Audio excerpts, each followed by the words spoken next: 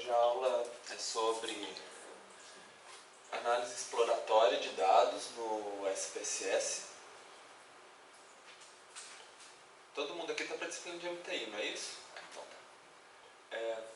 E nós vamos trabalhar principalmente fazendo gráficos e analisando mais estatística descritiva, que vocês já aprenderam na semana passada. E agora é para a gente, cada vez a gente ir melhorando, né, a nossa habilidade, se acostumarem com as análises. E, bom, então só para recapitular um pouquinho o que nós já vimos nas aulas anteriores, a gente começou vendo a relação de populações e amostras, né, que população é o conjunto total e a amostra é o subconjunto, e quando a gente fala de diferença estatística, muitas vezes a gente tem uma amostra e a gente quer usar os dados da amostra para inferir os dados da nossa população, que é o nosso principal interesse, né? Vimos medidas de tendência central, que a média é quando a gente soma todos os elementos e divide pelo número de elementos. A moda seria aquela característica que mais se repete dentro da população. E a mediana é aquele valor que separa 50% dos dados para um lado e 50% dos dados para o outro, né? Vimos também as medidas de variabilidade, a variância e o desvio padrão, que vem quando que os dados são diferentes entre si, e especialmente como eles são diferentes em relação à média, né? Se eles estão todos dentro da média ou se eles estão muito diferentes. E o desvio padrão, ele é uma medida que ele é na unidade de medida da média, e a variância seria o quadrado do desvio padrão, né? E o inverso da variância.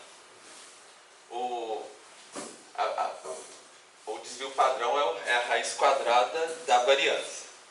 Nós vimos a curva normal, que é um modelo, né, de distribuição, que apesar de ser um modelo, ele é um modelo que acontece muito frequentemente nos estudos de estatística, que a gente pode usar, por exemplo, se a nossa distribuição de frequência dos nossos dados se aproxima de uma curva normal, a gente pode usar a curva normal para calcular a probabilidade de encontrar um certo intervalo de valores, de um valor que um elemento está dentro de um certo intervalo, ser menor ou maior do que um certo número de referência. Nós vimos também como que a gente usa, como que é a curva normal padrão, né, que tem a média 0 e o desvio padrão 1, e como que a gente pega um valor que não está numa curva normal padrão e a gente transforma na forma de score padrão. A gente subtrai pela média e divide pelo desvio padrão, né? E acha um número que a gente consegue encaixar na curva normal padrão e estudar as probabilidades do mesmo jeito. E nós vimos, então foi mais ou menos isso que nós vimos, e aí na terça-feira passada, aí na quinta, nós vimos outros conteúdos, né? Distribuição amostral da média, intervalo de confiança, distribuição T e comparação de intervalo de confiança. Algum de vocês consegue me dizer o que é uma distribuição amostral da média? Tinha uma figura no início da aula que a gente tinha uma população e a gente foi e tirou várias amostras, né? Cada uma tinha um certo número de elementos. E aí a gente tirou a média de cada amostra, né? A ideia da distribuição amostral é justamente a gente fazer um histograma de frequência das médias das nossas amostras. E a gente viu que a média das médias das amostras, se a gente pegasse a média de cada uma das características, ia aproximar da média da nossa população. E foi o início da nossa conversa, por exemplo, para calcular o erro padrão, né? Que seria o quanto que uma amostra consegue se aproximar a média da nossa amostra consegue se aproximar da média da nossa população como um todo. Será que ela erra de muito, erra de pouco, né? A gente viu, inclusive, que tem para calcular o erro padrão, a gente tirava o desvio padrão dividido pela raiz do número de elementos da nossa amostra, né? Porque aí, quanto maior a nossa amostra, menor era o nosso erro padrão.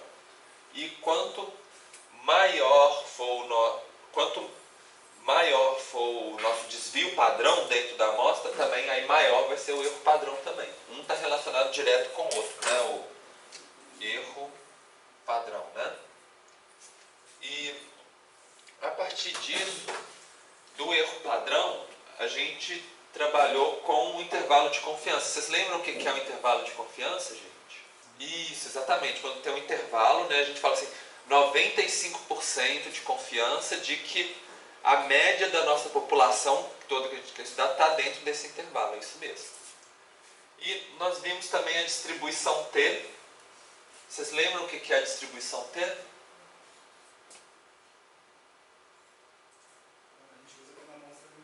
Exatamente, que ela parece com uma distribuição normal, mas a gente faz um ajustezinho, né? Para cada quantidade de elementos a gente dá uma achatadinha nela. Se tem muito poucos elementos, ela fica mais achatadinha do que a curva normal.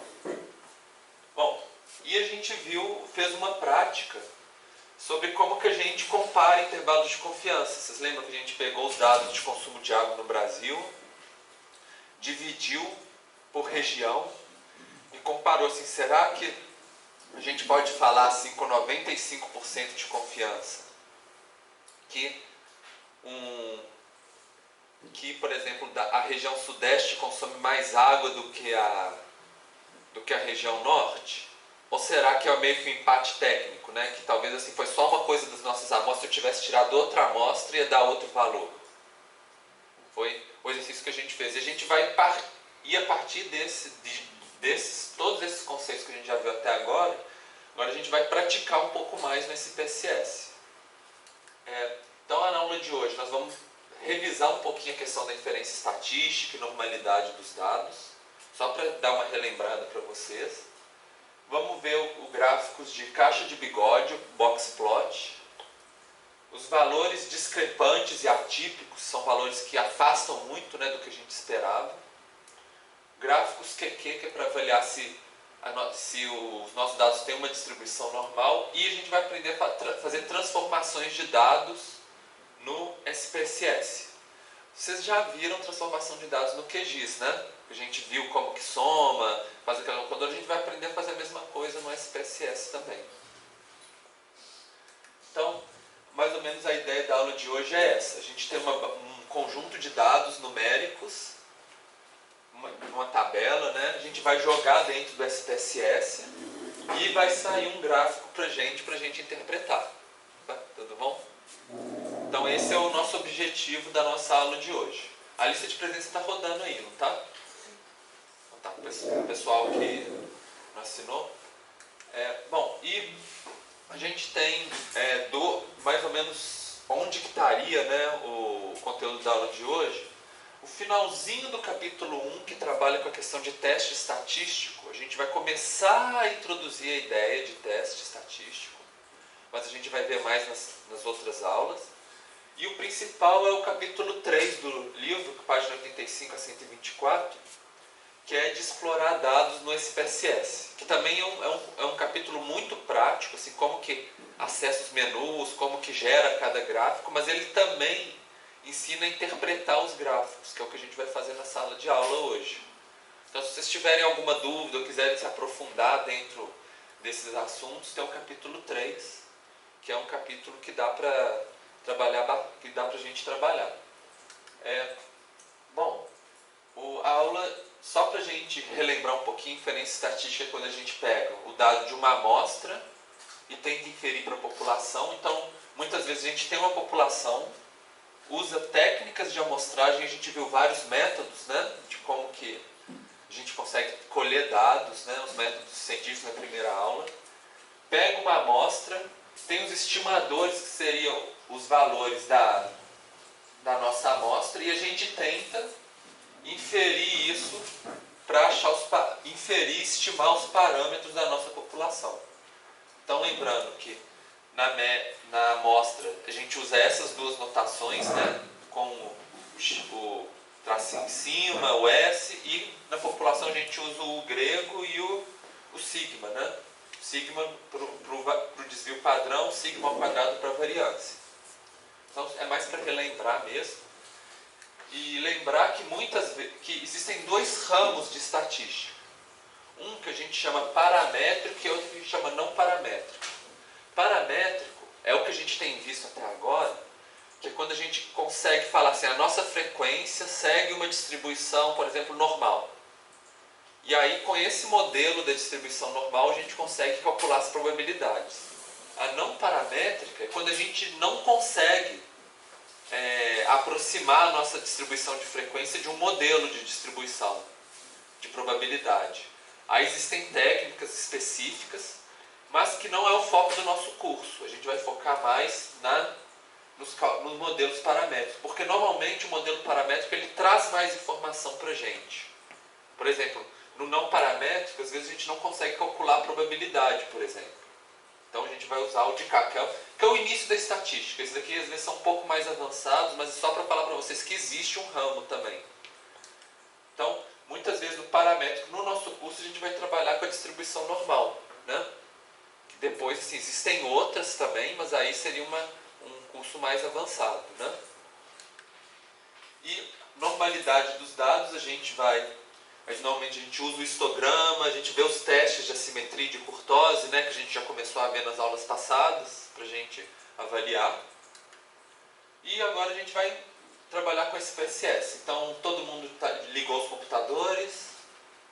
Então, a ideia da nossa atividade agora é a gente ver distribuição dos scores e dos valores atípicos, ver se os dados são normais ou não. Corrigir problema nos dados, que é algo prático que vocês vão precisar fazer. E transformar os dados também, que é levar ao quadrado, fazer logaritmo, criar novas variáveis, né? Então hoje vocês vão pegar um pouco mais de habilidade usando o SPSS. Bom, então vou pedir para vocês abrirem o SPSS e abrir aquele arquivo da aula passada, arquivo SNIS 2010. Se já não tiver no computador de vocês, está lá no TDIA, tanto no repositório na aula 4 e na aula 5, mas é o mesmo arquivo. Às vezes quando vocês abrem o SPSS, já aparece aquela janelinha no início que fala assim, você abriu o último, foi essa tabela aqui. Aí você pode clicar lá que aparece para vocês, né? Ou então, se vocês forem em arquivo, abrir dados, aí vocês abrem. Eu também os computadores que conseguem acessar o drive de rede alunos, né? Está lá na pasta MTI, tanto na aula 4 quanto na aula 5 tem esse arquivo. Essa tabela de dados vocês já conhecem, né? Tem os municípios, tem os dados de renda, de consumo de água, e a gente vai trabalhar com eles, então. Além disso, no TDIA e também no Drive Alunos, para quem consegue acessar, tem os slides da aula de hoje, né? Então, se alguém achar difícil de ler aqui no quadro, ou ficar perdido, ficar um pouco para trás, dá para vocês seguirem pelos slides também de aula. Então, eu queria para vocês, a gente vai começar com a parte de estatística descritiva, né? Então, vocês vão no menu Analisar, Estatística Descritiva, Explorar, né? Até aqui, aí abre essa janela Explorar para vocês. Isso a gente já fez até agora, né? A gente vai mudar agora em editar algumas coisas tanto em estatísticas quanto em gráficos. E é lógico, vocês vão pegar a população, consumo de população pela população total e jogar daqui para cá, que é a variável que a gente já começou a analisar na aula passada. Então, pega aqui do consumo de água, joga para cá, e aí a gente vai trabalhar tanto com a estatística quanto com os gráficos.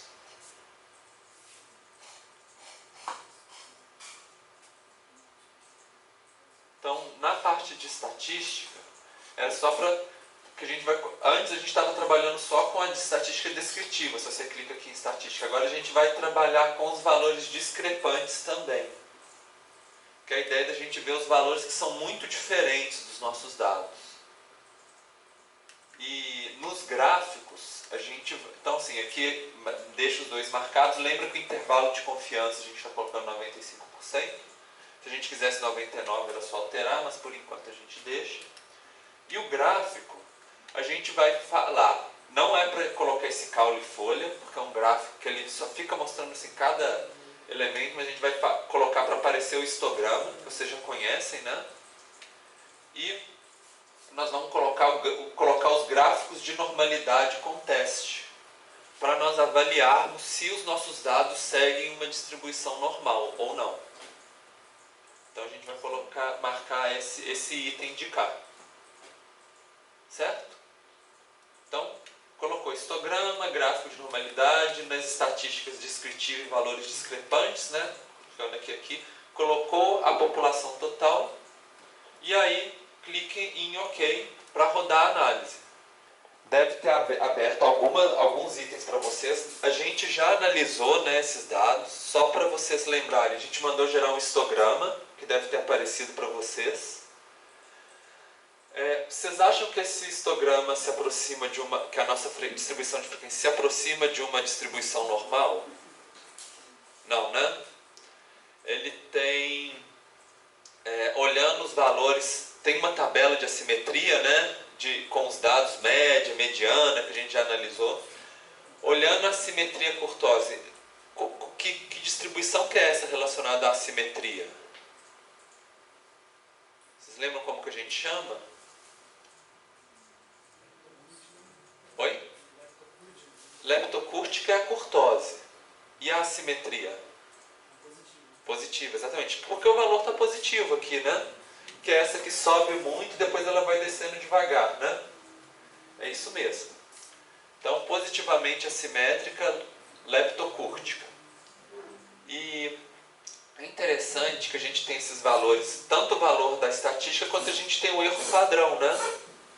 O erro padrão é justamente assim, o quanto que a gente pode falar que a nossa população que a gente está investigando pode ser predita pela nossa amostra. Vocês lembram que a gente não tem todos os municípios do Brasil, a gente tem alguns. Então a gente usa a amostra para tentar ver uma margem de erro em relação à população. Então pode ser, normalmente seria 0,37 para cima, 0,37 para baixo, né? Mas isso é o erro padrão. O intervalo de confiança é um pouquinho além disso, que aí tem uma fórmula, né? Então, e tem uma outra coisa, que para a gente saber a probabilidade, a confiança de que a nossa média, por exemplo, que a nossa assimetria ou a kurtose, ela realmente, da nossa população, ela realmente é positiva, nesse caso, a gente pode fazer um teste. E eu vou entrar agora para vocês com essa ideia dos testes. Seria o seguinte, a gente vai transformar a assimetria kurtose em valores Z. Isso o SPSS não faz automaticamente, a gente está fazendo a gente mesmo. Mas que está com base no livro de referência, né? Naquele capítulo 3 que eu falei para vocês, que é o de explorando os dados no SPSS. O que a gente faz? A gente vai fazer um score Z da assimetria da kurtose. Mas, vocês lembram que para fazer um score Z a gente pega Z é igual ao x menos a média do x, xi, né, no caso, dividido pela média do x, dividido pelo desvio padrão, né?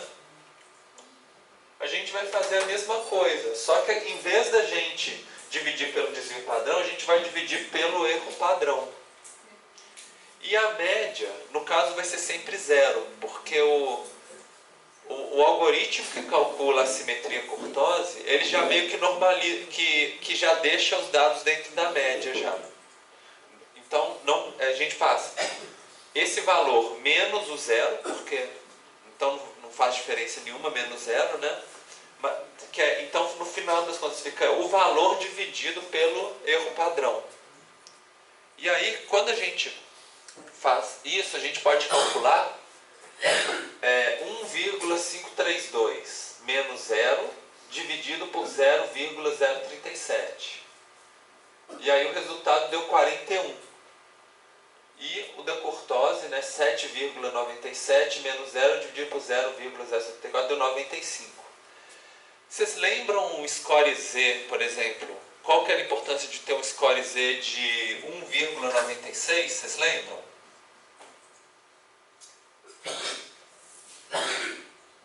Oi? 95% dos dados, né? Então, se 1,96 é 95% da... E tinha outros, né? 2,58, 3,24, né? Que é 99,9. Vocês estão vendo que esse dado aqui está dando 41? Comparando com 3? Então, significa... Isso é um teste. Então, quando esse valor dá um valor tão alto assim, a gente pode falar assim, mais de 99,9% de certeza que a nossa população tem uma simetria positiva e é leptocúrtica. A gente compara com o score Z, né? Com esses padrões de referência, se for acima de 1,96, esse valor, a gente pode falar assim, 95% de confiança de que a nossa população, a gente está estimando da amostra para a população, ela é positivamente assimétrica e ela é leptocúrtica. Então, um jeito da gente dar um pouquinho nível de certeza, né, da nossa inferência estatística.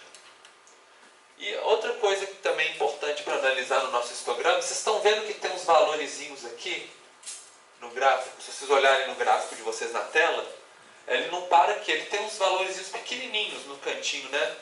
Se não tivesse, o nosso eixo do gráfico não ia até aqui, o nosso gráfico ia vir até aqui. Esses são valores que, se fosse uma curva normal, provavelmente eles terminariam aqui, né, os nossos dados. Só que de repente tem uns valores que estão muito altos e que estão fora de uma distribuição normal, com certeza. Esses valores extremos, eles normalmente a gente fica sempre preocupado com eles, porque eles influenciam muito a média, influenciam muito o desvio padrão, e muitas vezes assim, se a gente quer um modelo, esses valores às vezes eles saem fora dos nossos modelos, né? Então, são casos assim que são casos particulares, atípicos, e que a gente vai discutir bastante sobre eles na aula de hoje. Vocês viram que deve ter gerado para vocês também um QQ-plot? Vocês dão uma olhada, um gráfico QQ? Gerou? Esse gráfico eu vou explicar para vocês como que interpreta. É o seguinte, aqui são os valores observados dos dados. E aqui é o valor que esse dado deveria ter se fosse uma distribuição normal. Então, se de repente a gente fizesse esse gráfico e tivesse todos em cima dessa linha que está traçado aqui, significa que o valor observado é sempre igual ao valor esperado se fosse uma distribuição normal. Bom, e aí assim, no caso isso aqui está com 10 de diferença, mas não tem problema. É mais para vocês entenderem que aqui, ó, vocês estão vendo o que está acontecendo do lado de cá no gráfico?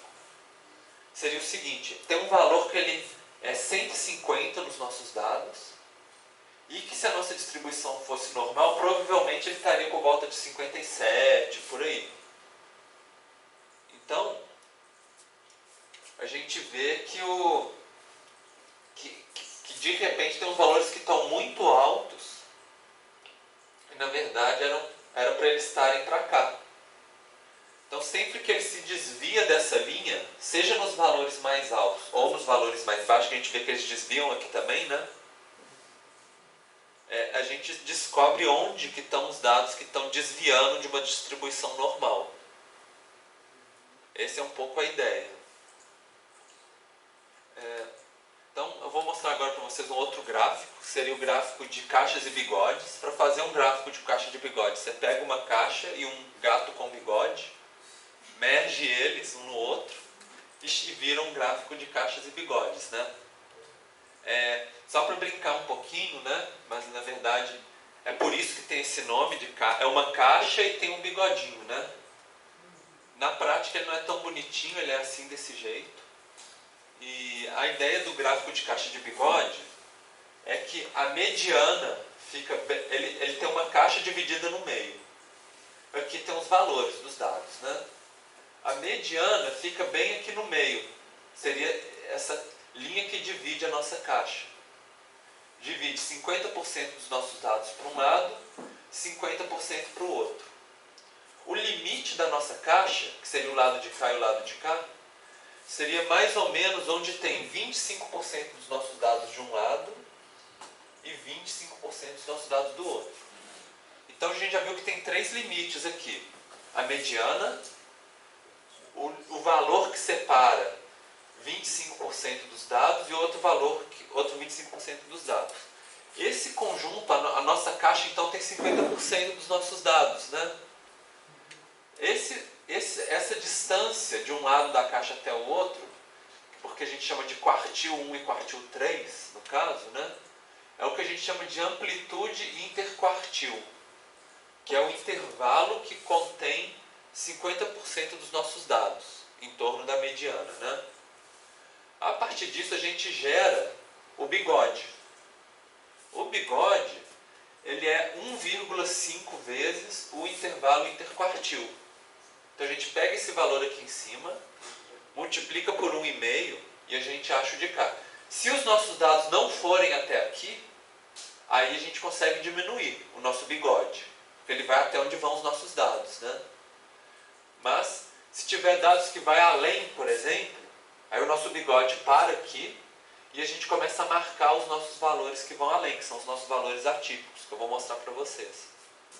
Então, vamos supor que a gente tem esse gráfico aqui e a gente quer ver como que ele se comportaria numa distribuição normal, padrão, né, no caso.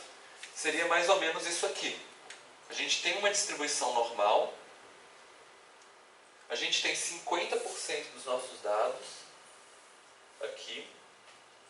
Normalmente ficaria 24,65%, quase todos os outros dados, né, nessa parte de cá e de cá, quase 25%. E um ou outro valor atípico aqui na beiradinha. Seria mais ou menos o esperado.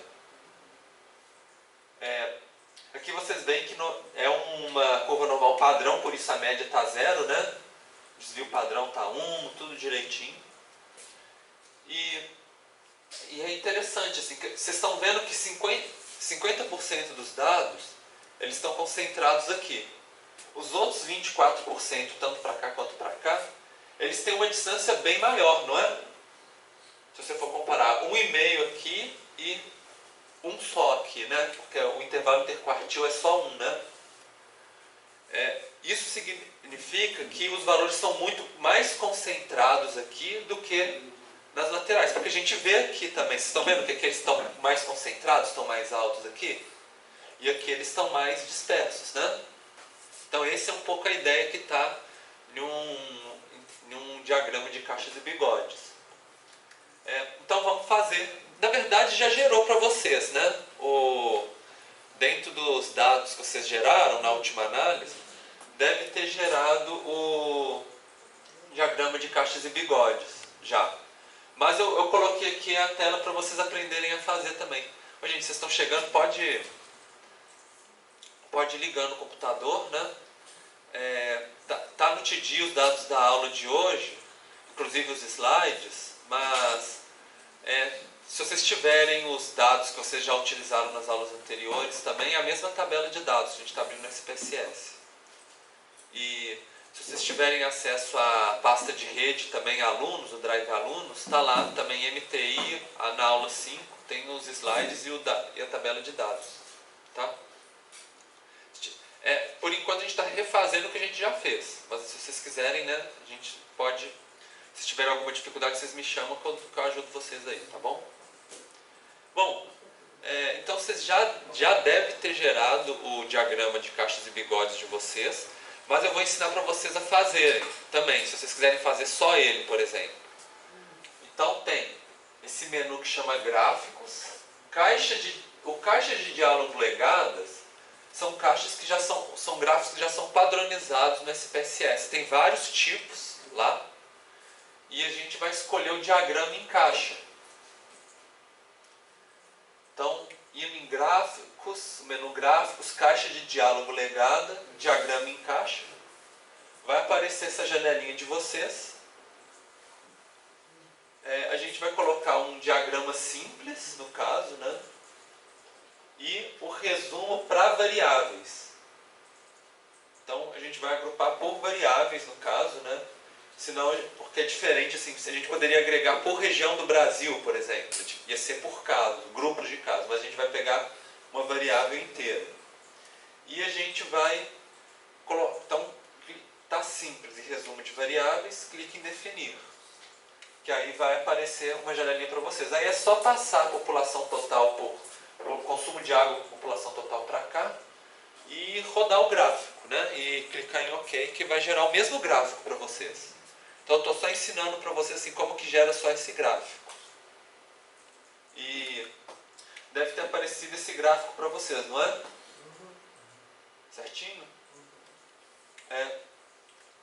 Então, refazendo a nossa análise do gráfico, eu coloquei uma colinha aqui do lado, né? Essa linha aqui é o que, gente? Mediana. E a gente tem 25% dos dados para cá, 25% dos dados para cá, né? Aqui, essa linha, os nossos dados foram para além do nosso bigode, não foram? Então, essa linha ela vai o quê? Ela pega a distância daqui até aqui, que é a amplitude interquartil, multiplica por 1,5, né? Então, se você colocar uma caixinha e meia aqui, chega no limite do nosso bigode. E o que tiver para cima são os dados maiores do que 1,5 do intervalo interquartil. São os valores extremos. E aqui para baixo não chegou em 1,5. Os nossos dados chegaram só até aqui, então nosso bigode ficou mais curtinho. Algumas vezes, em alguns gráficos, talvez vocês vão ver em outros lugares, eles colocam outro símbolozinho, um maisinho, ou um losango, alguma coisa, para indicar a média, a mediana. Não é o caso do nosso gráfico aqui, mas eu estou falando assim porque às vezes vocês vão ver isso em algum lugar. Só para mostrar que às vezes a média não está no mesmo lugar que a mediana, né? Existe também uma outra classificação, quando a gente fala de valores extremos, todos esses são valores extremos, né? Que é o seguinte, até de 1,5 o interquartil, quer dizer, pegou isso aqui, multiplicou por 1,5, chegou, né? De 1,5 interquartil até 1,5, quer dizer, além dele, a gente chama de outlier, que seriam valores atípicos.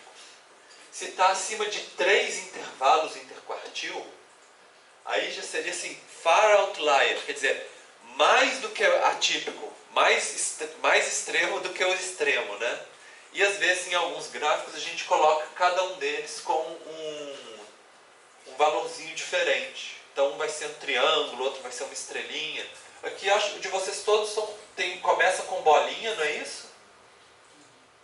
E aí quando passa do intervalo de 3 da amplitude interquartil, ele vira o asterisco. Então a gente tem 1,5 mais 1,5, e aí para cima seria muito, mas muito extremo mesmo. Então vocês estão vendo que tem uns que estão bem altos, né, os valores. E a gente tem aqui o número de cada caso na tabela, que seria o número da linha. Se a gente quiser depois encontrar, qual que é esse valor 3797? A gente vai lá no dado 3797 para a gente ver qual que é o município, por exemplo, né, que tem esse valor. Então, esse aqui foram os nossos dados. Eu queria mostrar para vocês alguns casos que vocês podem encontrar de gráfico de caixa. Esse aqui é o primeiro. Esse gráfico esquisito aqui é um histograma, tá? Igual que a gente tinha gerado aqui. Só que o nosso histograma, nesse caso, ele é uniforme. Ou seja, a frequência de cada intervalo de dados é a mesma. Então tem o mesmo tanto nesse valor, o mesmo tanto nesse. Na hora que a gente criasse um gráfico de caixa e bigode, ele ia dar esse resultado aqui. Por quê? Estão vendo 25%, 25%, 25%, 25%, 100%, fechou. Tudo do mesmo tamanho, né? Então esse está bonitinho. Agora vamos pensar esse outro caso aqui, que tem um pico, muitos valores no meio e poucos nas laterais. Aí o nosso gráfico de caixa de bigode fica desse jeito. Vocês estão vendo a diferença de um para o outro, notando? A caixa ficou muito menorzinha, não ficou? O bigode ficou um pouco maior e a gente tem alguns valores extremos, né? para além de um e-mail. Às vezes, pode parecer um pouco contraintuitivo no início o fato de que aqui está menor a caixa, né? Mas os nossos dados estão mas está maior no histograma, não é?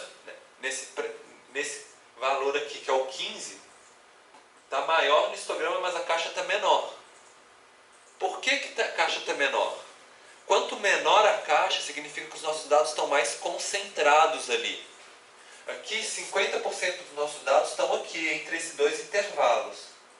Aqui, ó, a gente pegou esses 50% e espremeu eles aqui. Pensa nisso, de concentração, a gente está espremendo os dados. Então, eles ficam mais... Aqui tem a mesma quantidade de pontinhos, se a gente colocasse os pontinhos aqui, estão aqui dentro. Só que eles estão mais pertinhos uns dos outros. E tem um outro tipo, vamos supor que ele está negativamente assimétrico, né, os nossos dados. Poucos aqui e muitos aqui. Aí os nossos dados vão fazer esse efeito de K. Agora vamos olhar com mais cuidado, olha só. Uma metade da caixa ficou pequena e a outra ficou grande, não é? Então, qual que é a parte da caixa que tem mais dados, por exemplo? Oi? Qual? Desculpa. Na verdade, não, elas têm a mesma quantidade. Porque 25% estão aqui e 25% estão aqui, né? Qual que é a parte que eles estão mais concentrados? A de cima ou de baixo? A de cima. De cima, não é? Que a gente tem mais... As barrinhas estão maiores, inclusive. Então eles estão mais concentrados aqui. Aqui eles estão mais dispersos. E nos bigodes, né? Vocês acham que está mais concentrado no bigode de cima ou no bigode de baixo? De cima, né? Isso mesmo, porque essa parte aqui é essa parte de cá do gráfico. E essa parte de cá é provavelmente essa parte mais que está mais espalhada.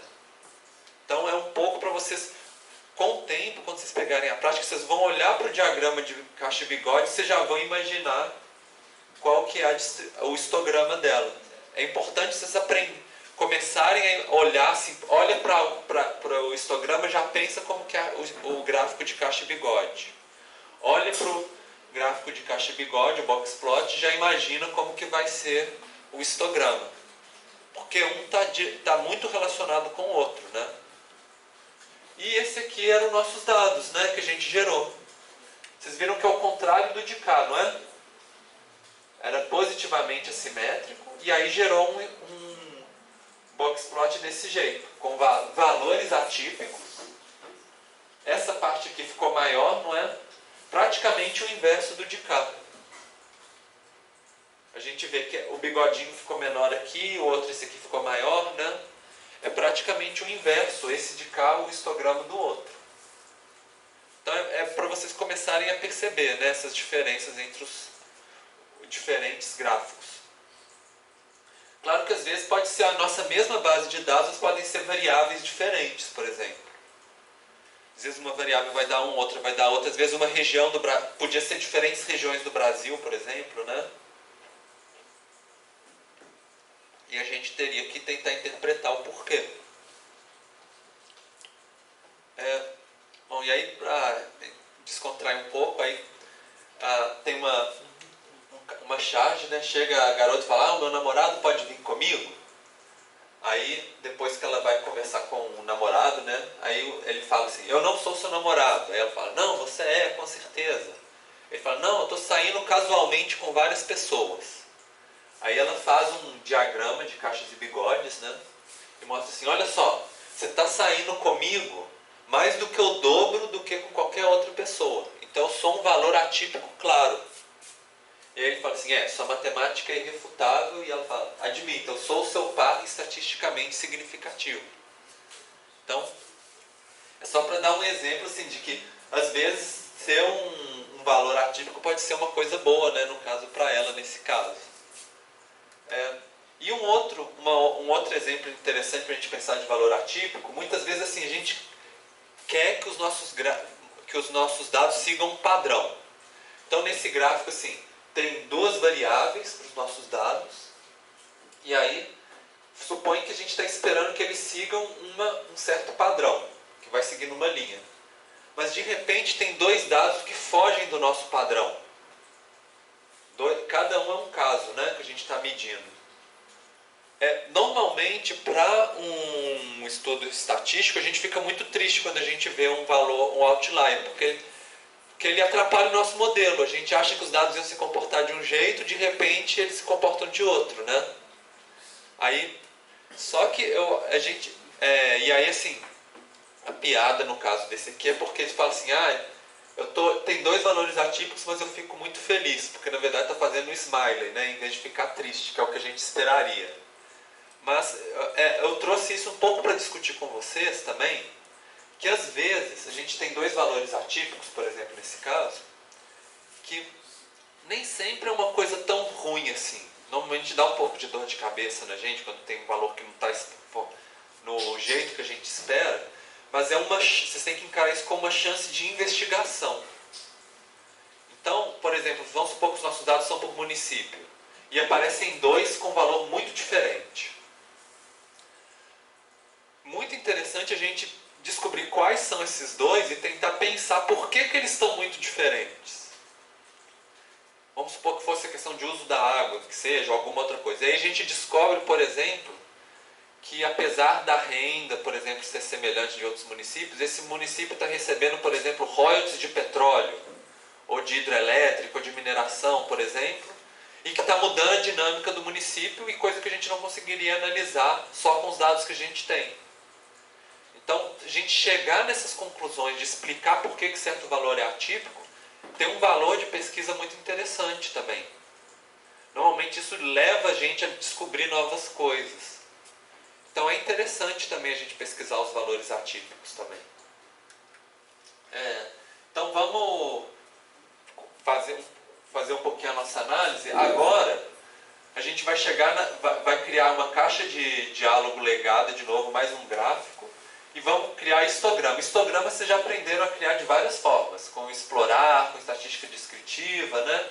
Agora a gente vai direto na criação do histograma. Gráfico, caixa de diálogo legadas, histograma. Pessoal que chegou depois, vocês conseguiram ligar o SPSS, abrir os dados? Tá no TDIA, na pasta alunos, né? E o que eu vou pedir para vocês é colocar o histograma do consumo de água per capita pela população total. Coloca para exibir a curva normal. E a gente vai colocar um painel por região do país. Então a gente escolhe a região do país e joga, né, com a setinha para cá. Então deve ter gerado esses histogramas aqui para vocês, onde a gente tem a distribuição de frequência para cada região do país. O que vocês conseguem interpretar a partir desses histogramas?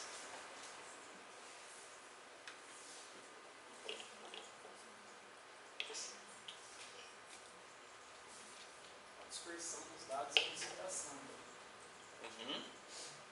E qual que são as diferenças entre as diferentes regiões do Brasil? Como que vocês conseguem comparar a partir dos histogramas?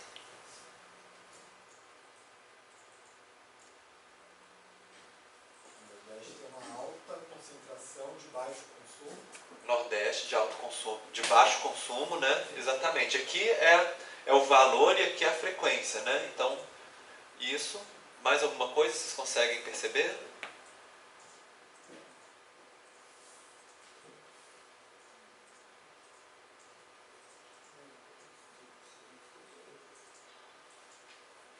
Bom, vocês conseguem perceber qual que tem valores maiores ou menores? Assim, o Nordeste tem menos, né? Qual que tem mais olhando para o histograma? Sudeste, né? Porque ele está mais para cá, não é isso? Exatamente. qual que vocês acham que aproxima mais de uma curva normal, olhando visualmente? Oi? Sudeste? Que é o... Oi? Centro-oeste? Os dois são parecidos, né? Por que que o Nordeste e o Sul, não, a princípio, não estariam parecidos com uma curva normal? Por que vocês falaram? Isso, então o lado de cá está indo para cima, né, da curva, e o lado de cá está indo um pouquinho para baixo, né, da curva. Então ele está mais positivamente assimétrico, né? E outra coisa também que eu acho que é importante vocês perceberem é que tem uns que estão mais baixos do que os outros, não é isso? Isso não significa necessariamente que um é mais leptocúrtico ou platicúrtico do que o outro, mas significa, como todos têm o mesmo tamanho aqui do eixo, né? Significa que na verdade tem menos municípios no norte do que tem no nordeste, por exemplo. Por isso que, porque é a frequência de municípios, número de municípios, né? Por isso é sempre importante a gente comparar com a nossa curva normal de referência. Tá vendo que ela está mais baixinha, né? Então é importante a curva normal ela é um guia para a gente conseguir interpretar. Outra coisa, por que será que o nosso gráfico não está parando aqui? O eixo. Ele está continuando. Oi? Tem valores extremos, né? Exatamente, que às vezes não dá nem para a gente ver, mas eles estão aí. Por isso que o nosso gráfico está indo mais para frente.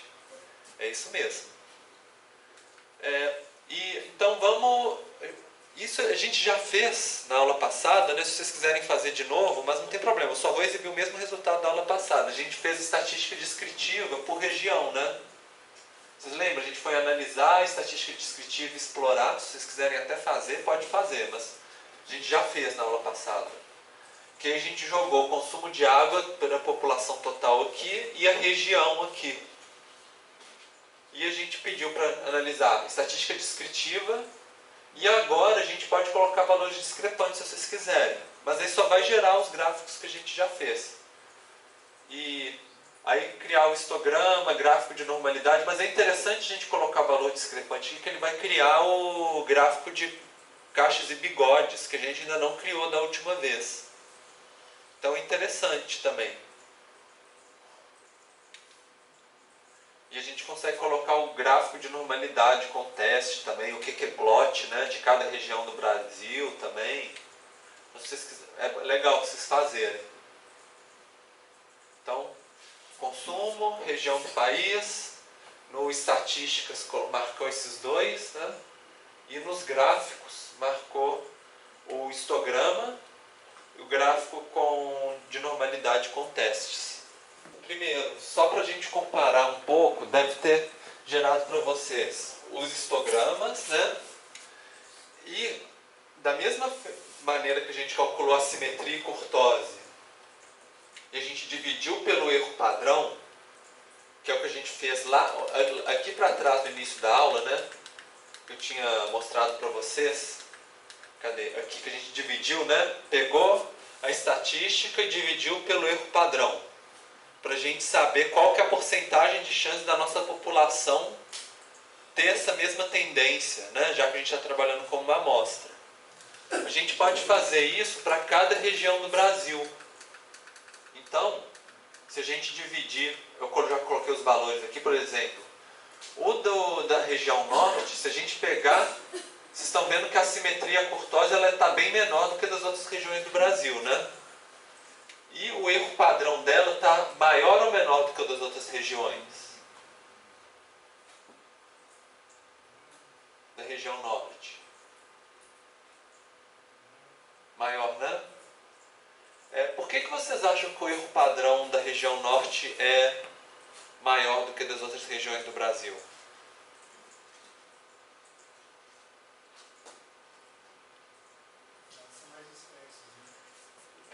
Pode ser uma das possibilidades. Os dados são mais diferentes entre si, mas tem outra também, pode ter outro motivo também. Só que a gente nunca fala que é falta de dados, a gente fala assim, o tamanho da amostra. Mas é isso mesmo, vocês lembram que para calcular o erro padrão, é desvio padrão sobre a raiz da quantidade total de dados, né? Então vocês falaram bem, se os dados estão dispersos, o erro padrão vai ser grande. Se o número de dados for pequeno, aí é inverso, né? Aumenta o nosso erro padrão. E aí, se a gente divide a nossa simetria pelo erro padrão, olha só, deu 1,75. E a curtose deu 0,23. No final, deu menos do que 1,96, não é? Que é a nosso 95% de confiança da nossa curva normal. Então, a gente não pode falar com 95% de confiança que no norte do Brasil a assimetria é positiva e que a curtose é negativa. A gente não pode falar isso, porque a gente não tem confiança suficiente para falar isso. Tanto por estar próximo de zero, porque é um valor pequeno, e a gente dividiu por um número alto, né? Então a gente não consegue falar. Já nas outras regiões do Brasil, por exemplo, Nordeste, Sudeste, deram valores muito acima de 1,95, se a gente dividir a simetria pelo erro padrão. 41, 2, 21, 18, 48, 35, 121. Então, significa que a gente pode falar com mais de 99%, até acima de 3,24, né? Mais de 99,9% de confiança de que esses valores todos são assimétricos e são, no caso, leptocúrtico, né? Porque a curtose deu positiva. E é engraçado, vocês falaram que o Sudeste era o que aproximava mais da normal, não era? Quando eu perguntei. Pelo teste, o teste fala assim, olha, visualmente pode até aproximar, mas quando você faz o teste, você pode afirmar que ele ainda é positivamente assimétrico.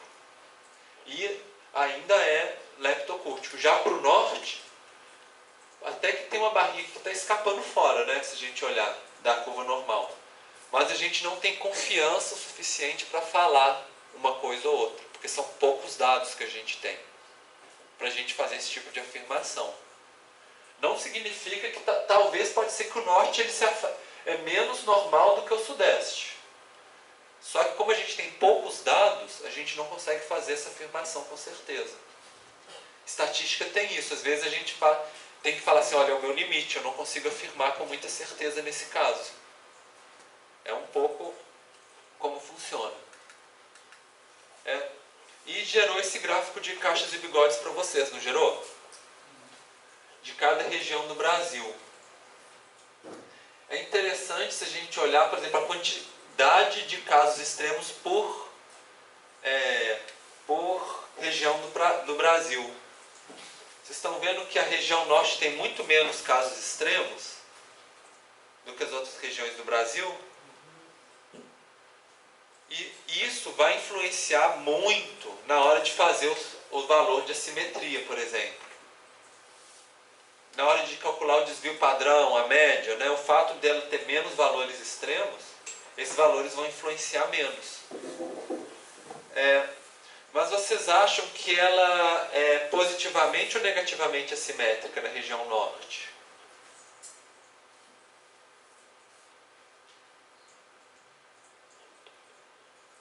O que vocês acham? Olhando o gráfico de baixo. Vocês acham que os dados estão mais concentrados nessa parte ou nessa parte? Na parte de cima ou na de baixo da caixa? De cima. Agora vocês acham que eles estão mais concentrados no bigode de cima ou no bigode de baixo? No de baixo. Então meio que um está compensando o outro, né? Na área central está mais concentrado aqui, mas na área mais periférica está mais concentrado aqui do que aqui, né? Se for pegar essa parte de cá, ainda está menor do que essa parte de cá, juntando os dois juntos, né? Então o 50% de cá está mais concentrado do que o 50% de cá. Porque, lembra, dá mais ou menos 25% mais 25%, né? E aqui 25% mais 25% e um ou outro casinho que destaca. E a gente vê aqui no caso dos outros que tem muito mais, né? De uma maneira geral, a gente vê isso. O bigode, pegando a metade de cá de caixa de bigode e a metade de cá, a gente vê que está mais concentrado na metade de valores mais baixos.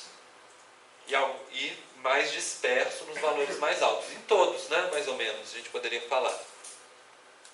E gerou para vocês também o QQ-plot, né? O gráfico QQ. E aí vocês veem como que geralmente nos valores mais altos eles estão mais altos do que o que era esperado. Então a gente vê como que eles estão desviando da normal, da curva normal, justamente nesses valores extremos, né? Esses valores mais altos. E também nos valores mais baixos também, a gente vê aqui, né? Saindo um pouquinho do gráfico também. E é interessante que só a região norte que tem um padrão um pouco diferente, não parece? Os gráficos, os valores extremos não desviam tanto da linha do que os dos outros lugares. Então, mesmo quando vocês falam assim, o sudeste, cadê o do sudeste? Sudeste eu acho que deve ser esse aqui, não. Bom, aqui eu não consigo. Sudeste é esse aqui. Quando a gente olha no histograma até parece que é uma distribuição normal, mas quando a gente pega os valores extremos, olha só, né? Desviam. Que é coisa que não dava para ver tão bem no histograma. Então, agora nós vamos fazer uma comparação dos intervalos, que é uma coisa que a gente já fez olhando as tabelas 2 aulas atrás, agora a gente vai fazer nos gráficos. Então eu vou pedir para vocês irem em gráficos, caixas de diálogo legado e gráficos de barra. O gráfico de barra é diferente do histograma. Qual que é a diferença? O gráfico de barra a gente separa uma barrinha para cada grupo, né? No caso, a gente pode agrupar por região do Brasil. Então, o menu gráficos, caixa de diálogo legada e barra. E a gente vai fazer uma barra simples, tá? E resumo para os grupos de caso. Então, a outra vez que a gente fez o de caixa de bigode, a gente dividiu por variável. Agora a gente vai pegar por grupos, porque a gente quer agrupar por região do Brasil. Aqui, quando vocês clicarem em definir, vai aparecer essa janela de cá. Nessa janela, a gente vai jogar o consumo de água per capita pela população total para cá. Então, clicou aqui, apertou na setinha para trazer para cá. Só que vocês têm que marcar aqui outra estatística. Por exemplo, a média. Que a ideia é a gente tirar a média do consumo de água para cada região do Brasil, para a gente fazer um gráfico de barra. Os dados de aula estão no Tidia, tá? E os slides também, tá bom? E aqui a gente pega a região do país, que é o eixo de categoria. A gente vai dividir, vai calcular a média para cada região do Brasil. Aí você clica na região, joga para cá. E a gente vai clicar aqui em opções também, para a gente definir o que a gente vai colocar na nossa barra de erro, né, no caso. Então, todo mundo já jogou para cá, marcou a média, clica em opções, e aí vai aparecer então tá aqui o que vocês selecionaram, e aqui a gente vai mandar exibir barras de erro. Na hora que a gente exibe barra de erro, a gente tem várias opções. Pode ser o intervalo de confiança, que a gente já aprendeu na aula passada, né? 95% se a gente quiser, ou 99%. Poderia ser o erro padrão também. Na verdade, é praticamente a mesma coisa. Se a gente colocar erro padrão e colocar 1,96, o gráfico fica igualzinho se colocar intervalo de confiança 95. Mesma coisa. Só que, na verdade, é a forma que vocês preferem escrever. Se vocês colocassem 2,58, é a mesma coisa de colocar 99. E o desvio padrão, que aí já é diferente. Aí a gente não está falando de erro padrão, já é outra fórmula, né? Por que às vezes a gente quer o intervalo de confiança e erro padrão e outras vezes a gente quer o desvio padrão? Alguém tem uma ideia assim, de por quais casos que a gente usaria um e que usaria o outro? Vocês têm alguma... Se o número de amostras para cada região região fosse o mesmo, você poderia usar o desvio padrão. Você poderia, mas é menos intuitivo nesse caso. A verdade é o que a gente quer fazer com os nossos dados. Se o nosso objetivo é saber o quão bom a nossa amostra consegue aproximar da população, que é inferência estatística, a gente usaria o erro padrão, ou o intervalo de confiança, né? Ou se a gente quer comparar, por exemplo, se dois grupos são realmente diferentes uns dos outros, por exemplo, a gente usa isso. O desvio padrão é um outro contexto, é quando a gente quer saber o quanto que os nossos dados variam, só isso, a gente não quer comparar com nada. Só quero ver o quanto que os meus dados variam em relação à média. Os meus dados são mais dispersos, menos dispersos. Então eu não quero fazer uma inferência de amostra para população, de uma amostra para outra. Eu só quero ver se os dados são dispersos ou não. É mais simples, né, a análise. Aí a gente poderia colocar o desvio padrão. Que pode ser o caso em alguma análise, né? A gente colocar. Então, vocês clicam em continuar em OK, né? Escolher o intervalo de 95%, ou erro padrão de 1,96, vai dar a mesma coisa. Não precisa exibir grupos de valores ausentes, essas coisas não precisa marcar, só continuar e OK. E aí deve ter gerado esse gráfico para vocês. A gente tem cada região do Brasil, a média de consumo de água, e a gente vê qual que tem mais, qual que tem menos. E olhando, vocês acham que os intervalos de confiança estão se sobrepondo? Lembra a ideia? Se um intervalo está cruzando o outro, né? Vocês acham que eles estão se sobrepondo? Não? Aqui quase que não dá para ver, né? Um para o outro. Mas a gente tinha visto na tabela, nas aulas anteriores, que eles quase chega pertinho, mas não se cruza, né? Se eles não se cruzam, a gente não consegue falar com 95% de confiança de que esses dados são diferentes, não, são iguais, né? Que na verdade é um erro só da amostra. A princípio parece que se a gente reamostrasse os nossos dados de novo, com outros municípios, ia dar o mesmo padrão. Esse aqui podia variar aqui dentro, esse variava aqui dentro, mas um nunca ficava maior ou menor do que o outro. Agora vocês já viram visualmente como que a gente compara. E aí só para fazer um pouco uma piadinha, né, aí cada gráfico de barra está conversando, aí eles falam para esse aqui, olha, nós não podemos confiar em você, viu? Porque quando tem um erro padrão muito grande, na verdade podia ser qualquer valor aqui, né? Então como é que você confia que a nossa média está realmente aqui?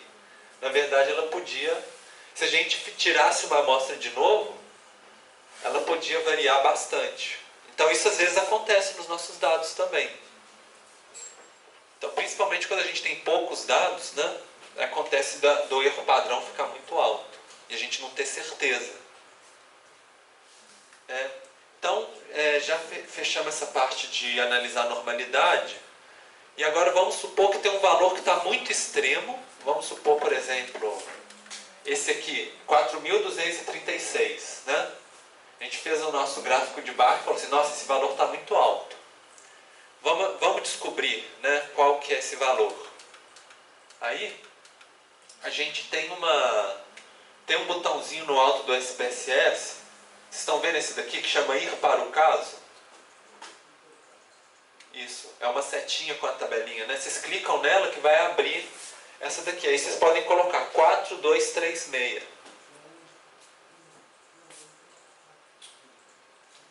E aí quando vocês clicarem, né, ir, aqui, clicar em ir, aí vai chegar lá. Aí, por exemplo, supõe que está um valor errado, aí vocês vão lá e corrigem, ou então vocês exploram para ver se existe uma justificativa para ser alto ou não ser alto. Qual município que é, gente? O 4236?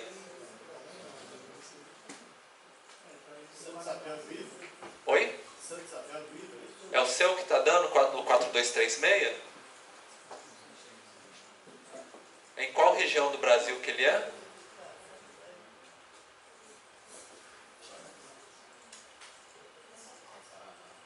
Paraná, né? Será que está região sul, é isso mesmo, então lá no Paraná, né? Que é um caso extremo. E aí a gente poderia investigar por que será que esse município tem um valor tão alto assim, né? Será que ele está na beira do rio e aí todo mundo deixa a torneira aberta, né? Puxando a água do rio? Bom, então o que a gente faz quando a gente tem um valor atípico? Uma opção seria a gente remover o caso. É a opção mais simples, mas normalmente é a mais perigosa também. E às vezes menos ética também. Que é quando você varre os dados que não comportam do jeito que você espera para debaixo do tapete, né? Então isso normalmente não é uma coisa boa para se fazer. A não ser que vocês tenham boas razões para falar assim, olha, isso aqui foi digitado errado e a gente não tem esse dado. Aí realmente a gente pode desconsiderar. Mas em geral, a gente tem que ter muito cuidado para simplesmente chegar e remover um dado. Tem que ter cuidado para a gente saber, será que realmente esse valor não existe e a gente não deveria considerar ele, né? Outra questão, outra alternativa que a gente pode fazer é transformar os nossos dados. Que a gente aplicar uma transformação não só para aquele valor extremo, mas para todos os nossos dados, para diminuir a influência dos valores extremos. Eu vou dar um exemplo aqui para vocês. Vamos supor que a gente tem, por exemplo, dentro da nossa base de dados, um caso que tem valor 2 e outro caso que tem valor 100. Aí vamos supor o 100 tem muitos valores próximos de 2, né, que é o normal, e tem um que é 100, que é o nosso valor extremo. Se a gente... Vou aplicar uma transformação em todos os meus dados, por exemplo, a raiz quadrada, por exemplo, né? Raiz quadrada de 2 e raiz quadrada de 100. O resultado... Não, vamos supor que esse aqui deu 4, para ficar mais fácil da gente fazer. 4 e aqui 4. O resultado aqui deu 2 e aqui deu 10, né? Qual foi o dado que diminuiu menos? 4, né? Esse aqui diminui em 2 unidades, esse aqui diminui em 90 unidades, né? Então, depois que eu fiz essa transformação, o peso desse caso de cá, nas minhas análises, na média, na regressão, qualquer outro modelo, vai ser muito menor do que quando ele era 100.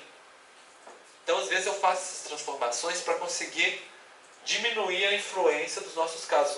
Agora, se fosse o contrário, por exemplo, 4 elevado ao quadrado e 100 elevado ao quadrado. Suponha. Esse aqui aumentou 16, esse aqui aumentou 10 mil vezes, né? Agora nós vamos, então, às vezes assim, a potenciação e a radiciação, elas influenciam muito mais os valores mais altos.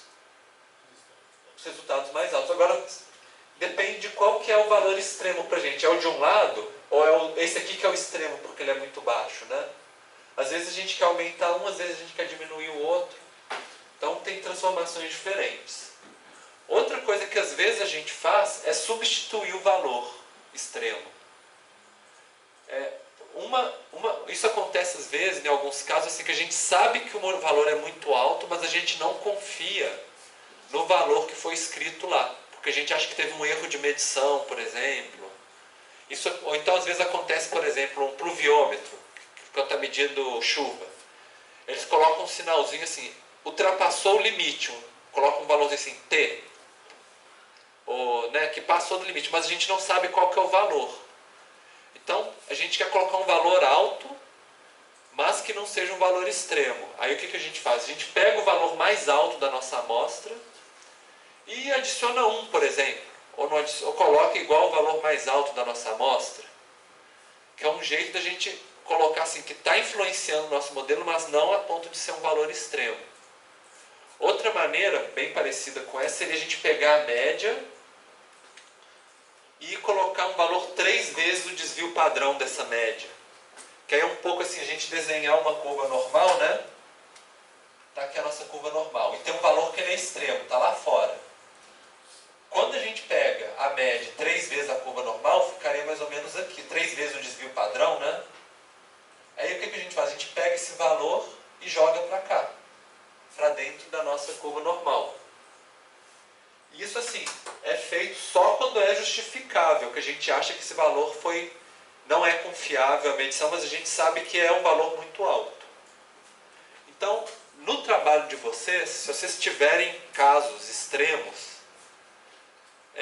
pensem e conversem comigo, tá? Isso que eu vou aconselhar vocês. Para a gente ver caso a caso o que a gente faz. Vale a pena a gente descartar? Vale a pena a gente transformar? Vale a pena a gente substituir? Isso é muito dependente do contexto de cada um. Então é algo assim que a gente precisa discutir, ver um caso, ver um outro. E todas as vezes, quando a gente fizer qualquer uma dessas coisas, a gente tem que escrever isso na metodologia nossa. Senão, se você remove um dado e não fala para ninguém, você realmente está fazendo um estudo antiético, né? Que é você estar roubando com seus dados. Então, se você fez uma transformação, removeu um caso, você tem que falar explicitamente para as pessoas. Eu fiz isso por causa disso, e justificar. Por isso que eu estou falando que a gente tem que conversar, pensar melhor nesses casos, né? Bom, então vamos ir para essas transformações que eu falei para vocês. Uma transformação que é muito comum é a gente tirar o logaritmo dos nossos dados. Eu acho que a maneira mais fácil de vocês verem o efeito do logaritmo é a gente ver o que acontece antes e depois de aplicar a transformação logarítmica no histograma. Olha só, vamos supor que a gente tinha um histograma que era assim, muito positivamente assimétrico, né? Quando a gente tira o logaritmo, ele fica desse jeito, quase uma curva normal. Porque o que ele faz? Ele diminui, vamos supor que o nosso histograma fosse um jogo de massinha, né? Por exemplo. O que ele pega essa massinha? Ele joga a massinha para o lado de cá. E os valores atípicos que estavam do lado de cá, ele puxa para cá também. Vocês estão vendo que tinham muitos valores atípicos aqui, mas que ele foi e puxou eles, agrupou eles aqui. Que a ideia da transformação logarítmica é que ela estica o lado de cá e ela comprime o lado de cá. Mais ou menos um pouco essa que é a ideia, assim, como se a gente esticasse aqui e apertasse aqui. E aí a gente aperta e aqui a gente estica. E aí a gente passa desse para esse de cá.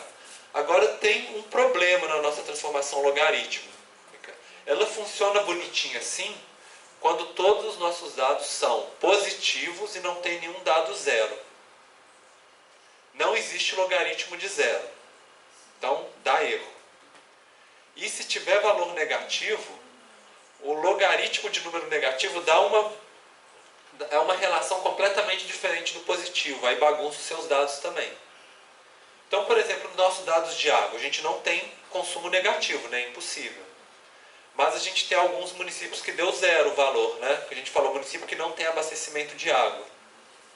Aí, para a gente resolver e não dar problema, a gente soma 1 em todos os nossos dados.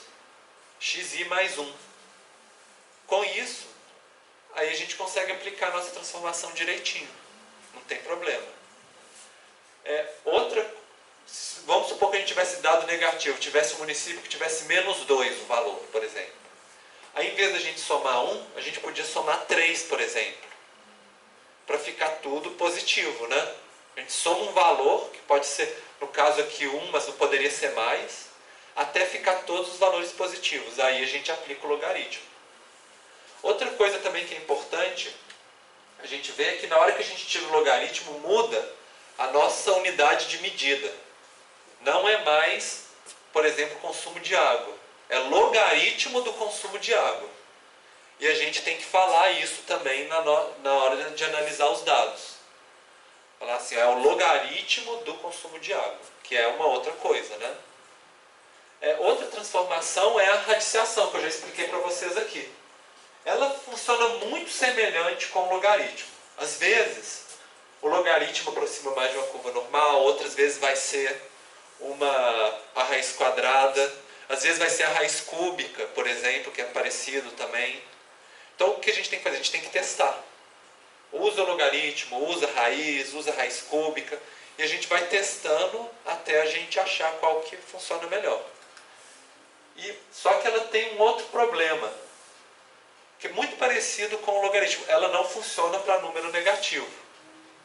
Aí ela não funciona mesmo. Na verdade, se a gente for fundo na matemática, tem os números complexos, né, que é uma teoria, mas a gente não trabalha com ela aqui no SPSS. Então, tem que fazer a mesma coisa que a gente fez aqui no logaritmo. A gente soma um número até todos os valores nossos ficarem positivos. Aí a gente usa a raiz quadrada. Ou poderia ser também elevado ao quadrado, raiz cúbica, todos esses que é raiz ou expoente, daria para testar fazer. E tem uma que a gente chama de transformação recíproca, que é simplesmente em vez de a gente pegar o dado, a gente transforma todo o dado assim, 1 sobre o valor do dado.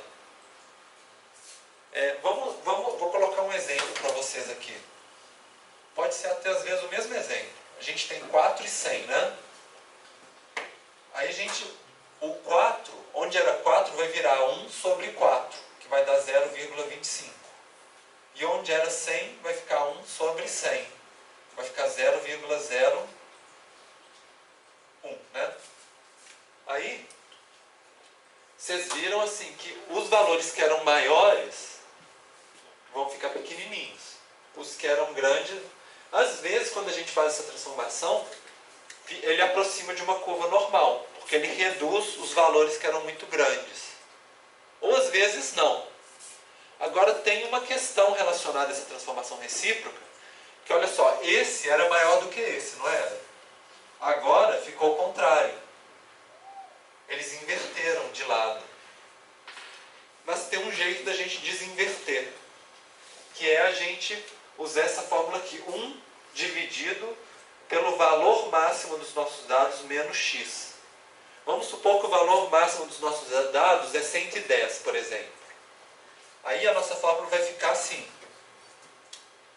110 menos 4... Não, peraí, desculpa. 1, né? 1 dividido por 110 menos 4. E essa aqui vai ficar 1 dividido por 110 menos 100. No final das contas, o que ele vai fazer? Ele vai desinverter os dois. Sei que às vezes parece um pouco difícil, né, abstrato de falar, mas realmente funciona, tá, gente? Se vocês fizerem essa fórmula aqui, o máximo menos o x, é como se vocês pegassem os números e invertessem eles de lado. E aí, na hora que a gente divide por 1, a gente reinverte de novo. E aí funcionam os nossos dados. Então, vocês podem testar esse tipo de transformação também, se vocês quiserem. Então, vamos fazer isso no SPSS. Então, a gente ainda tem um tempinho. Começar a fazer as transformações. Então, vocês vão em transformar, calcular variável, que parece muito com a calculadora de atributos do QGIS também. Então, quem sabe fazer um não tem dificuldade no outro.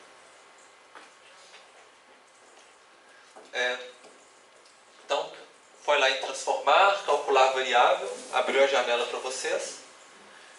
Então, ela funciona assim. Aqui a gente tem as funções. E a gente pode escolher uma delas. Então, se vocês clicarem em todos, vai aparecer todas as funções. A aritmética é um grupo específico que tem os logaritmos também, e as que a gente vai utilizar. Aí vocês podem clicar em aritmética, aí tem o log de 10. Também tem o ln, que é o logaritmo neperiano. Às vezes um funciona melhor, às vezes outro. Tem que ver qual que aproxima mais da curva normal, por exemplo, se é isso que a gente quer. E aí vocês dão 2 cliques aqui em log LG10. Quando você dá 2 cliques aqui, ele aparece aqui em cima. E aparece o lugar para vocês escreverem a fórmula. Para escrever a fórmula, é só vocês darem um duplo clique, ou clicar aqui e jogar ele, né, aqui para cima. No consumo de água total. E como a gente tem no consumo de água algumas variáveis que tem valor 0, a gente vai clicar aqui no mais e 1, né? Para aparecer mais e 1 aqui. Tudo dentro dos parênteses. Se vocês escreverem alguma coisa fora dos parênteses, vai ficar diferente. E vocês têm que escrever aqui o nome da nova variável, porque aqui vai criar uma nova coluna na base de dados, onde cada caso a gente vai pegar o consumo, somar de 1 e tirar o logaritmo. Então pode ser log de consumo, né? Alguma coisa assim. Lembra que tem que ser até no máximo 8 letras e 8 caracteres e 100 caracteres especiais. Então escreveu a variável, escreveu essa expressão. Se quisesse digitar isso aqui certinho, funcionava do mesmo jeito. Eu ensinei para vocês clicando, para não ter risco de errar também. E aí depois vocês vão e clicam em OK. Que aí vocês podem olhar na tabela de vocês, se lá no mais direito das tabelas de vocês se apareceu uma variável nova, que seria, né, a variável que vocês escreveram. Log de consumo, né, alguma coisa assim. Gente, não aparece nada na tela de saída, é só na tabela de dados, né? Certinho? Agora, vamos fazer uma estatística descritiva de frequência. E a gente vai em estatística descritiva, frequência. A gente já usou isso na nossa primeira aula com SPSS, né? E agora a gente vai colocar duas variáveis, o consumo de água e o logaritmo de consumo, que vocês acabaram de criar. E a gente vai exibir um histograma para mostrar a curva normal no histograma. Vocês podem desmarcar aqui e exibir tabela de frequência também. Certo? E a gente vai alterar um pouquinho estatística e gráfico só para vocês verem se está batendo certinho. Então, pegou consumo de água, colocou o logaritmo de consumo, marcou histograma e mostrar a curva normal, desmarcou e exibir a tabela de frequência, e a gente vê estatística e gráfico. Para estatística, que é esse de cá, vocês vão clicar em estatística e vão marcar só a simetria e curtose, que a gente vai analisar qual que é o efeito da nossa transformação de logaritmo sobre a simetria e a curtose. Se está diminuindo, se está aumentando, né? E na opção de gráfico aqui, a gente vai... Não precisa. É só o normal mesmo. Aí, certinho de vocês, aí vocês vão clicar em OK. Vocês devem ter visto que esse era o dado original e esse ficou o dado transformado. Visualmente, vocês acham que aproximou mais de uma curva normal? O que vocês acham? Sim, né? Porque ele estava muito positivamente assimétrico, agora ele está um pouco mais simétrico. Mas, olhando aqui, comparando com a linha, ainda não está totalmente. Tem um lado de cá que está aumentando um pouquinho mais, esse aqui um pouquinho menos, aqui foi para cima, né? Que era o contrário do de cá, que era o lado de cá que estava ultrapassando. Então, provavelmente, ele pode ter ficado negativamente assimétrico agora um pouquinho. E se a gente olhar os valores de assimetria e de curtose, vocês podem olhar na tabela que gerou de vocês, né? A gente vê que antes era 1,5 de assimetria e 7 de curtose, agora ficou menos 1,1 de assimetria e 2 de curtose. Então ele ficou negativamente assimétrico, mas ainda continua leptocúrtico, mas um pouquinho menos, né? Nós poderíamos, para a gente ver qual que está aproximando mais da curva normal, é fácil. É só a gente ver qual que está mais próximo de zero. Então qual deles que está com a simetria mais próxima de zero? Logaritmo, né? Menos 1,1 é mais próximo de zero do que 1,5. E qual que a curtose está mais próxima de zero? Logaritmo. Então melhorou, né, a princípio. Mas será que a gente pode afirmar com 95% de certeza que a nossa população segue esse mesmo padrão? Aí a gente faz aquele teste que eu falei para vocês. Pega o valor e divide pelo erro padrão. Para o dado não transformado a gente já fez. Lembra que deu um valor muito alto? 41, 95, então a gente pode falar. Para o log de consumo, o valor ainda deu alto. Então a gente pode falar com mais que 95% de confiança até mais que 99,9, porque deu acima de 3, né? Que a assimetria do logaritmo da nossa população, que a gente tem só a amostra, estou falando da população, ela também é negativa e a curtose também é positiva. É menos do que a de cá, né? Vocês estão vendo que os valores aqui diminuíram bastante, né? Mas a gente ainda assim pode falar que na verdade os dados não são uma curva normal. Mas a gente pode falar que tem, né? Agora vamos fazer outra transformação, agora a raiz quadrada. Então, em vez de LG10, né, que era o que vocês colocaram, vai ser o SQRT. Então vocês vêm transformar, calcular variável, volta lá na calculadora.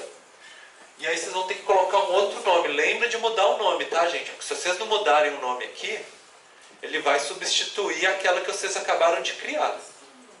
Isso é um erro muito comum por falta de atenção. Às vezes a gente vai e muda a nossa variável de dados. Então lembra de colocar, por exemplo, SQR, né, que é Square Root, no caso, né, por isso que é SQRT. Ou pode ser SQRT, se vocês quiserem, né? E CONS. E aí é a mesma coisa, você clica em SQR, aqui dá 2 cliques, e depois passa o consumo para cá para o meio. E raiz quadrada de zero não pode ter raiz quadrada de número negativo. E a gente não tem nenhum número negativo de consumo de água. Então a gente não precisa alterar os nossos dados. Lembrando, sempre que a gente fizer uma alteração, a gente tem que escrever na metodologia também, né? Então, é isso. Ele está dentro de aritmética, mas também está dentro de todos, né? Se vocês quiserem achar o grupo. E é o SQRT. SQRT, abre parênteses, consumo 1, né? Que a gente vai jogar de cá para cá. E o nome. Também não tem erro. Vocês já aprenderam a fazer relativamente simples, né? Aí vocês veem que deve ter criado uma coluna nova, né, na tabela de dados de vocês. E a gente pode...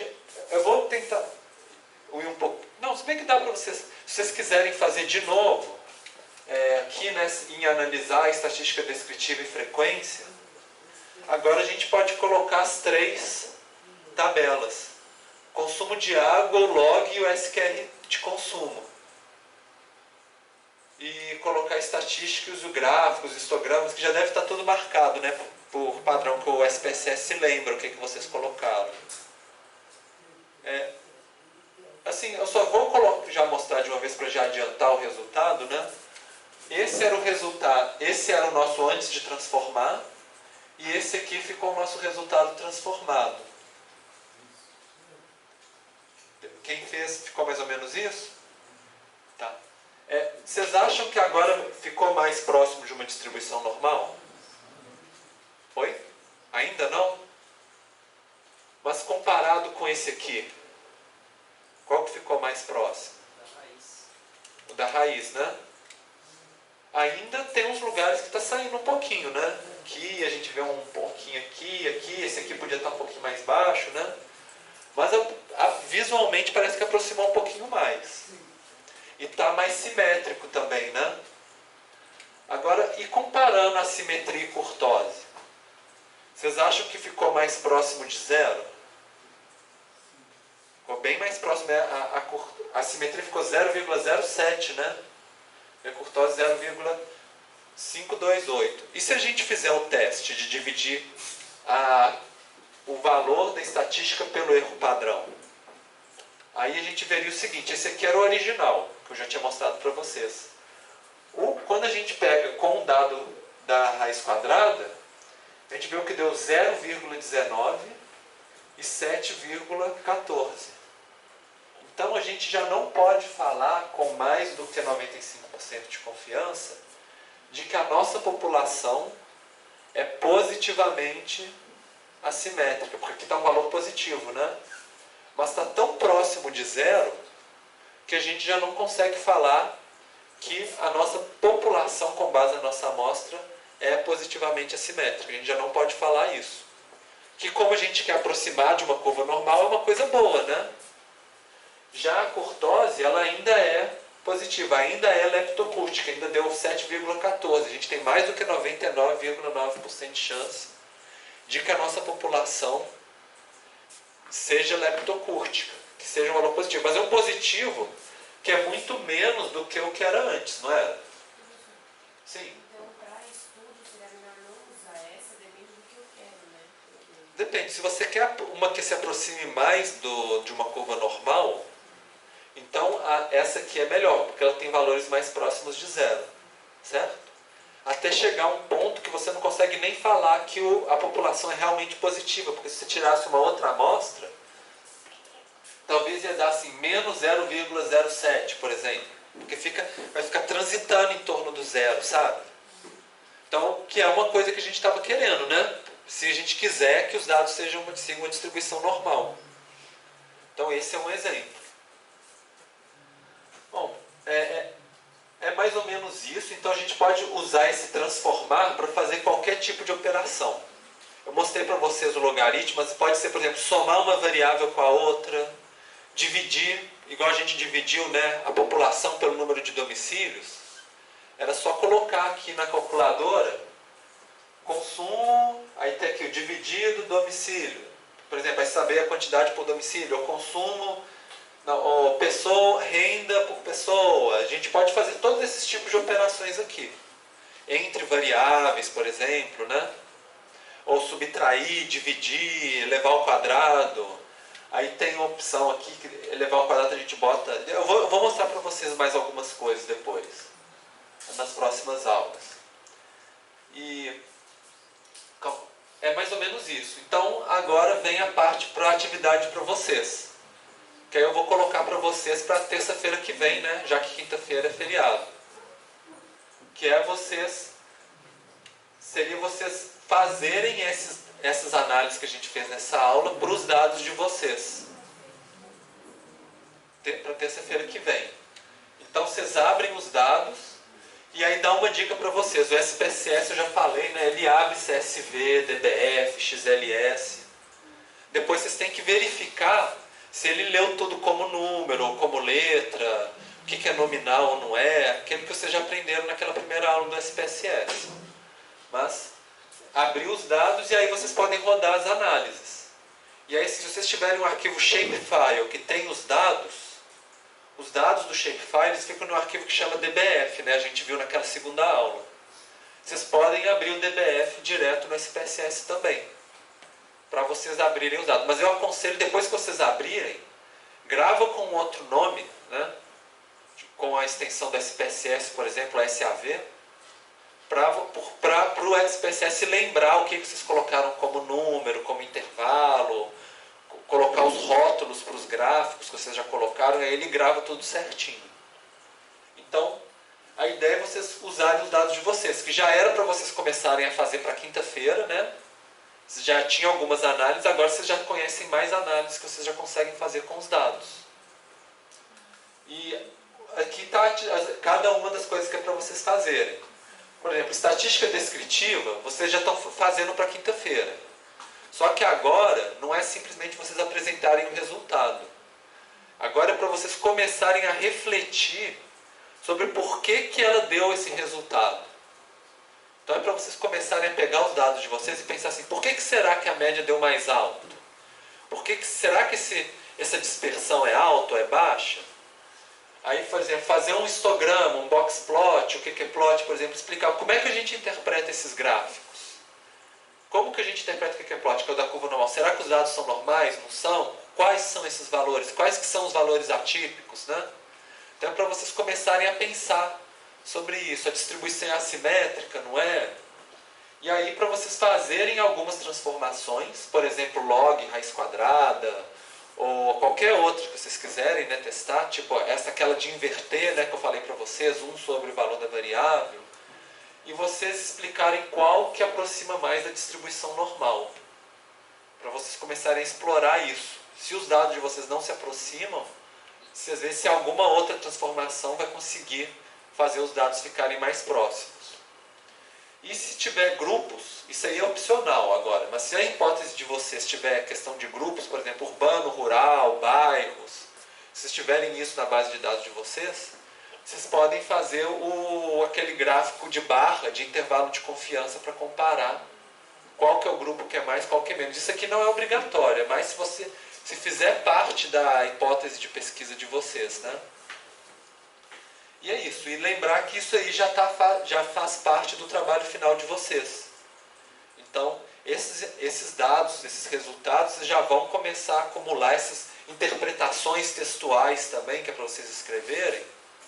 Já é um pouco que vocês já vão colocar no trabalho de vocês.